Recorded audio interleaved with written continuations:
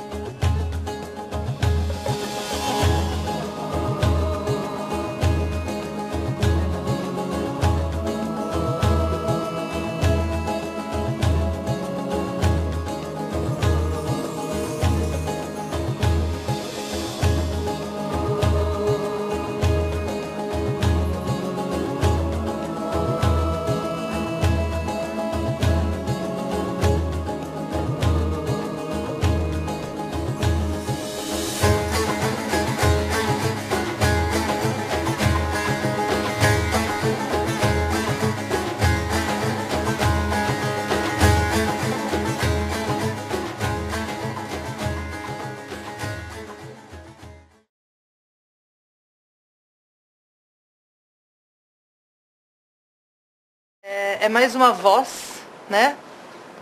Falando de Islã, que é minha grande paixão nesse mundo. E eu tenho duas coisas para me contrapor ao professor. Primeiro, fundamentalismo não é uma coisa negativa. Fundamentalismo é seguir os fundamentos. Não há nenhum problema de ser fundamentalista. O problema há em ser extremista, radical, terrorista. Ser fundamentalista é uma grande equívoco ocidental, dizer, fulano é fundamentalista. Fundamento, gente, é seguir os pilares do Islã, as regras do Islã. Isso é fundamento. Primeiro ponto. Segundo ponto, eu acho que essas mulheres são extremamente corajosas, eu acho que elas foram extremamente delicadas no documentário. O Brasil, infelizmente, é um país intolerante, sim. É um país que vem crescendo cada vez mais. Eu sofri com a maravilha. Não é. A intolerância cada vez mais cresce neste país, seja com religião afro-brasileira, seja com espíritas, seja com gente dos judeus, qualquer um. Assim, acho que a intolerância cada vez mais cresce nesse país. E não é diferente quando a mulher é muçulmana. Infelizmente, eu acho que é uma grande luta. Eu acho que a questão do trabalho, a questão do passaporte, a questão de direito de dirigir sem ter tipo de enfrentamento. Então, eu acho que é uma grande caminhada. Então, a gente tem que tomar o cuidado. A França é uma sociedade, a gente sabe muito bem o que está por trás. Está por trás uma questão econômica, porque os imigrantes, são mais de 5 milhões muçulmanos na França. Então, discutir o hijab, dizer que vai dar liberdade para as mulheres, quem somos nós para falar de liberdade de mulheres muçulmanas? Você está tirando a autonomia de mulheres poderem sair à rua vestindo o seu niqab, vestindo o seu hijab. Então, se as pessoas podem usar o crucifixo, por que não pode usar o hijab? Então, acho que são questões totalmente distorcidas no mundo ocidental, da gente querer olhar para as mulheres. É lógico que a religião, ela surge na Arábia e, portanto, tem uma língua árabe, portanto, que é a língua sagrada, mas o Islã não é árabe. O Islã não necessariamente formada por pessoas árabes. Então, a gente tem que, acho que 70% estão na Ásia. Então, eu acho que há muita desinformação, a mídia contribui muito para isso. Né? Me irrita cada vez mais jornalistas desinformados, jornalistas que ao terminar uma entrevista comigo perguntam, a senhora é muçulmana? E daí? E se eu fosse? Porque se eu estou falando bem da comunidade muçulmana, porque eu sou muçulmana? Então eu acho que a gente tem que passar a educar jornalista, educar professor, educar as pessoas, porque isso não é o Islã. Né? Então eu acho que há toda uma distorção, eu acho que esse movimento feminin ridículo, né, das mulheres ficarem nuas na frente da mesquita, querendo salvar mulheres muçulmanas.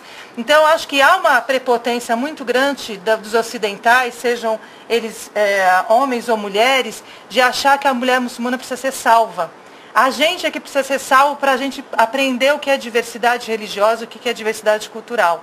Então, determinados discursos realmente me irritam, porque não é disso que se trata. Se trata de fé, de religiosidade, de respeito à diferença. Então, acho que nesse país, infelizmente, a gente está, esse infeliciano que está no poder agora, falando de direitos humanos, é disso que se trata.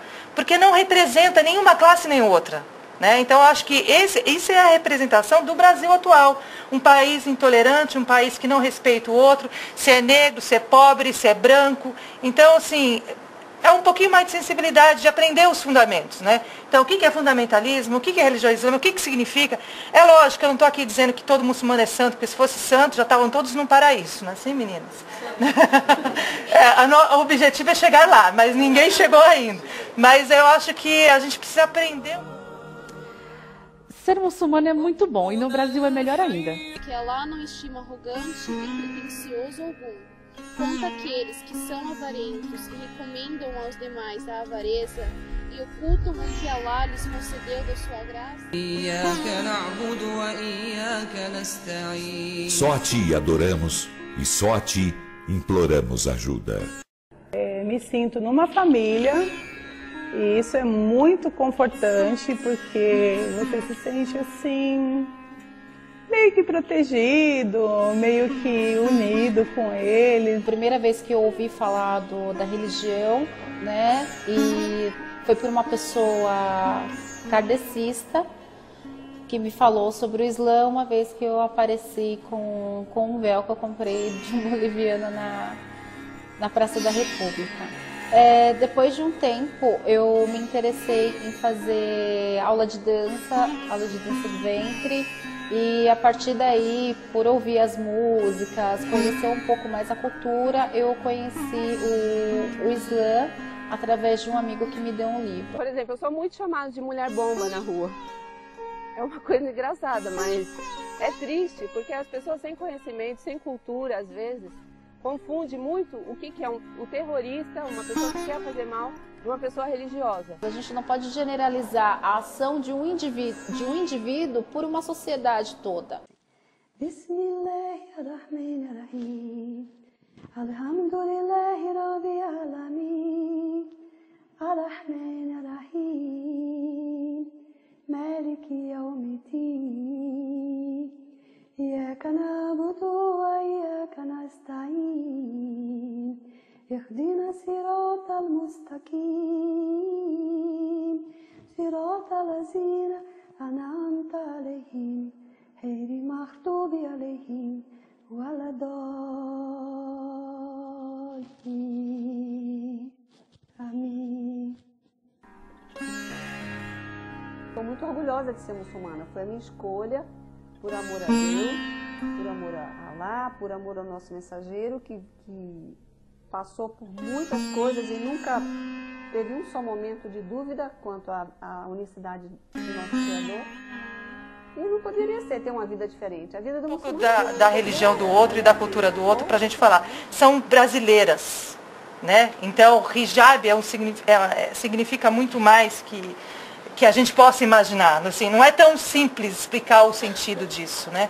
Mas eu acho que você está de parabéns, porque é muito difícil, eu acho que você vai encontrar, eu vou te dizer, você vai encontrar muita resistência, que é aquela nossa discussão.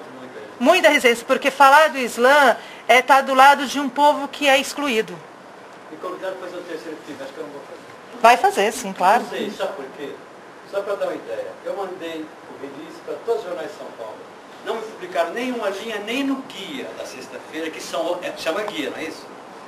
Aí me liga um jornalista de Belo Horizonte, que viu na internet, me entrevista e publica uma página. Me liga um cara de Porto Alegre, que viu na internet. E a imprensa paulista, dominada por uma oligarquia, que a gente sabe o que é, não deu uma linha. Eu mando o filme para o festival, ninguém aceita, porque existe um preconceito de cara. Não, existe um preconceito. Aí todo mundo fala, mas por que você fica falando desse pessoal? Você está alimentando um preconceito. Não, eu sou um jornalista, eu sou um repórter do meu tempo. Eu fui atrás de um primeiro filme, esse primeiro filme abriu um espaço para esse segundo filme. E eu acho que eu deixei que elas falassem. Eu não dou nem no momento a minha opinião. É claro, tem os cortes, minha opinião está no filme. Mas são elas que opinam. São vocês que falaram. A Alessandra que me colocou nessa comunidade muito, a ajuda dela foi fundamental. Por exemplo, no Afeganistão. Mas esses países não estão vivendo, esses países não estão vivendo a cultura islâmica. Nesse caso, por exemplo, eu cito uma referência bibliográfica, que é do Essa de Queiroz, que escreveu um livro chamado Cartas da Inglaterra, no século XIX, em que ele relata a ocupação inglesa do Afeganistão, em que ele relata como os ingleses destruíram completamente a estrutura cultural e educacional do país. Em função disso, os reflexos são vistos até hoje. Então, o que nós vemos acontecendo no Afeganistão, por exemplo, não é resultado da cultura islâmica e da religião islâmica, é resultado da influência ocidental que destruiu toda a estrutura de um país, e hoje nós temos muçulmanos lá que não sabem ler, mas a primeira palavra revelada do Alcorão foi leia. Então, o que acontece no Afeganistão não é resultado do Islã, porque o Islã diz que estudar é dever de todo ser humano, homem ou mulher. E acho que um professor universitário deveria saber disso.